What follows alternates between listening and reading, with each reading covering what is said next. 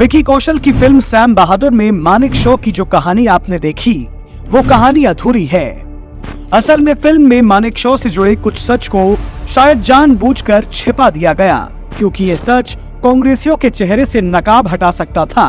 दरअसल फिल्म में मानिक शॉ को फील्ड मार्शल का पद मिलने तक की ही कहानी दिखाई गई है, जबकि उसके पहले की और उसके बाद की बदसलूकी की कहानी को छिपाया गया है। मानिक शॉ के फील्ड मार्शल बनने से पहले उनके ऊपर एक फर्जी देशद्रोह का केस तक लगाया गया। आप देखेंगे तो आपको विश्वास नहीं होगा। जासूसी और फर्जी केस। नेहरू ने 1961 में जनरल थिमैया को हटाकर अपने करीबी बृजमोहन कौल को QMG बना दिया। इसी बृजमोहन कौल ने नेहरू की सरकार के समय ही मानिक शॉ की जासूसी करवाई और तो और देशद्रोह का फर्जी केस भी दर्ज करवा दिया। वो तो सौभाग्य में मानिक शॉ मिलिट्री कोर्ट में केस जीत गए और बाइज्जत बरी हो गए। यही नहीं, 1962 में चीन से हारने के बाद नेहरू ने नवंबर 1962 में मानिक शॉ को कमांड देने के लिए बोला। तब मानिक शॉ ने नेहरू को बताया कि उनके खिलाफ षड्यंत्र रचा गया। उनका प्रमोशन 18 महीने से ज्यादा समय तक बेवजह रोका गया, जिसके बाद नेहरू ने उनसे माफी तक मांगी थी। नेहरू की सरकार के समय देश के ही सैनिक की जासूसी के इस घिनौने कृत्य को भी फिल्म मेकर ने नहीं दिखाया है। उनकी दूसरी कहानी शुरू होती है उनके फील्ड मार्शल बनने के बाद। सरकारी सुविधाओं से वंचित रखा। मानिक शॉ के प्रति कांग्रेसियों ने इतनी क्रूरता दिखाई कि साल 1973 में मानिक शॉ को हमारे देश का सबसे पहला फील्ड मार्शल बनाया गया था।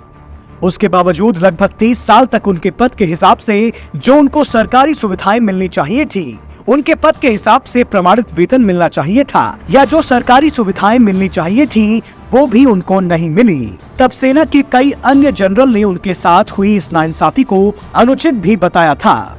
लेकिन मानिक शॉ की खुददारी देखिए कि इतना कुछ सहने के बाद भी एक शब्द नहीं बोले।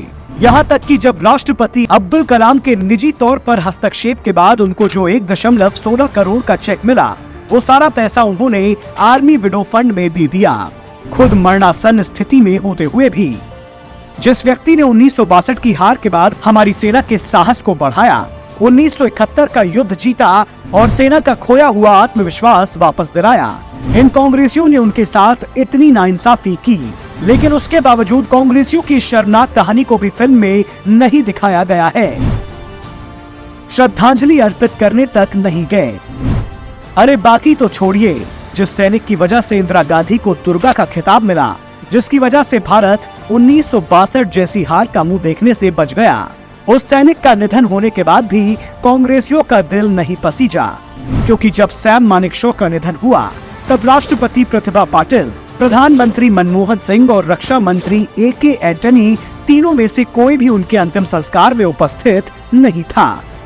इसलिए हमने कहा कि ये फिल्म अधूरी है, क्योंकि विकी कौशल की फिल्म में इनमें से एक भी कहानी नहीं दिखाई गई है, या हो सकता है जानबूझकर छिपाई गई हो।